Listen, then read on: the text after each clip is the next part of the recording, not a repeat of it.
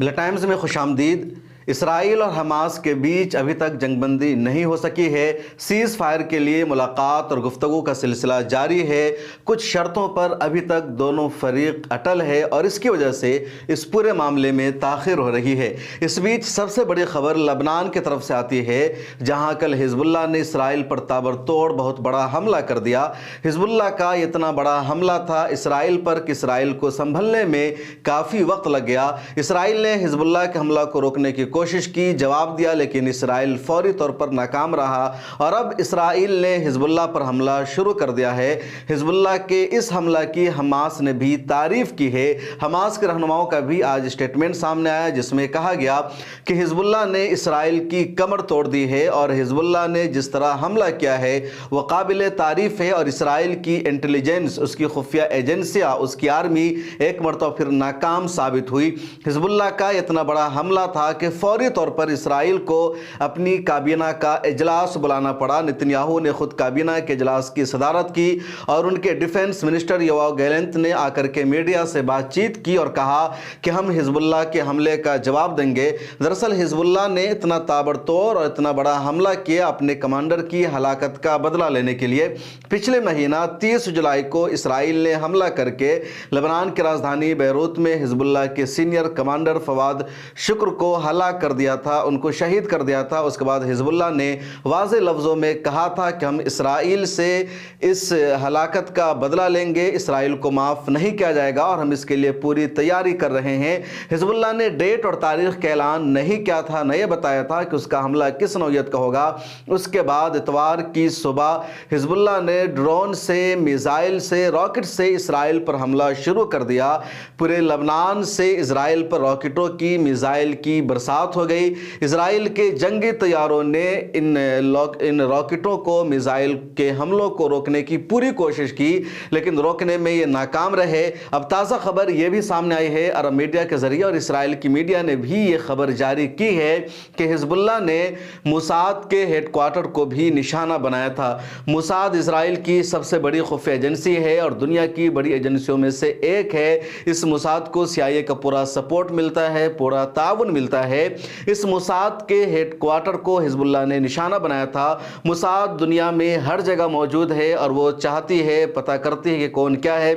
حالیہ دنوں میں ایران کی راجدھانی تہران میں حماس کے سربراہ شیخ اسماعیل ہانیہ کی جو شہادت ہوئی تو اس کے پیچھے بھی موساد کا ہی ہاتھ بتایا جا رہا ہے، کیونکہ موساد کے ہاتھ بڑے لمبے مانے جاتے ہیں۔ تو حزب اللہ نے موساد کے ہیڈ کوارٹر کو بھی نشانہ بنایا تھا اور پورے اسرائیل کو حملہ کی زد میں کر لیا تھا، اور اب لبنان پر حزب اللہ کے ٹھکانوں پر اسرائیل کی طرف سے حملہ کیا جا رہا ہے۔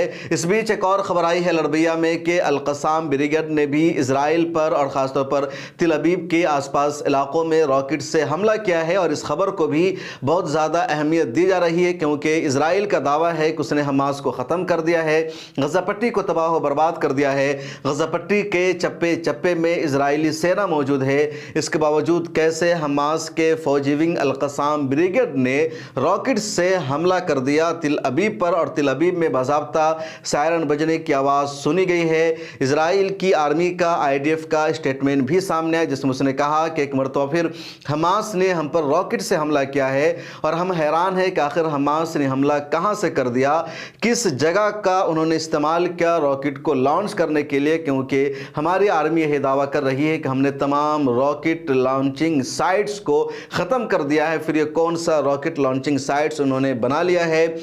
حالانکہ IDF نے یہ بھی کہا کہ کسی کی ہلاکت اس حملہ میں نہیں ہوئی ہے، ان کے ڈیفنس سسٹم نے، آئرن ڈوم نے راکٹ کو ناکام بنا دیا تھا۔ کچھ راکٹ آیا تو وہ تل ابیب شہر میں نہیں گرا بلکہ وہ کنارے کی بستیوں میں گرا اور کسی کی جانی ہلاکت نہیں ہوئی ہے۔ دوسری طرف حزب اللہ کے حملے سے بڑی تعداد میں اسرائیل کی جانی ہلاکت ہوئی ہے اور اسرائیل اب حزب اللہ پر تابڑتوڑ حملہ کر رہی ہے۔ ایک اور بڑی اپڈیٹ جنگ بندی اور سیز فائر کو لے کر کے سامنے آئی ہے۔ قاہرہ سے से दोनों के फरीक लौट गए हैं। हालांकि कुछ सीनियर अभी भी मौजूद है। मिस्र की राजधानी काहिरा में बातचीत हुई जंगबंदी के लिए, सीज़ फायर के लिए, और वहाँ जो सबसे अहम पॉइंट है जिस पर इजराइल अभी तक टिका हुआ है वो है मुकम्मल इनखला। हमास की शर्त यह है कि जंगबंदी उसी वक्त होगी, यानी जंगबंदी के लिए जो शर्तें हैं वो ये है कि इजराइल चाहता है कि तमाम यरगमालियों को रिहा कर दिया जाए। हमास का कहना है कि हम तमाम यरगमालियों को रिहा उसी वक्त करेंगे जब मुकम्मल तौर पर जंगबंदी होगी और इजरायली सेना को मुकम्मल तौर पर गज़ा पट्टी को छोड़ना होगा, गज़ा पट्टी से जाना होगा। इजराइल का कहना यह है कि हम मुकम्मल अपनी सेना को गज़ा पट्टी से बाहर नहीं निकालेंगे, बल्कि हम कुछ सेना को वहाँ बाकी रखेंगे। दूसरा मामला जो अटका हुआ वो यह है कि गज़ा पट्टी के नॉर्थ और साउथ को जो सड़क जोड़ती है उसको सलाहुद्दीन स्ट्रीट कहा जाता है, या सलाहुद्दीन हाईवे कह लीजिए। इजरायली सेना ये चाहती है, इजराइल की हुकूमत ये चाहती है कि सलाहुद्दीन स्ट्रीट पर इजराइल का ही कंट्रोल बाकी रहे, इजराइल की सेना वहाँ मौजूद रहे।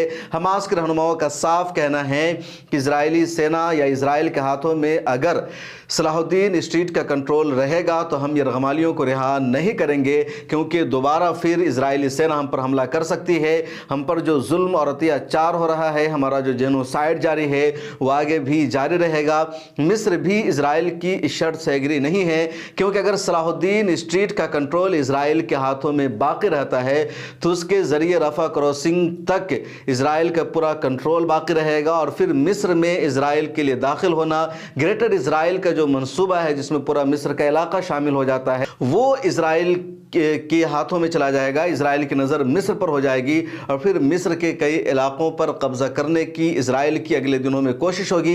इसलिए मिस्र भी ये नहीं चाहता कि सलाहुद्दीन स्ट्रीट पर इजराइल का कंट्रोल बाकी रहे।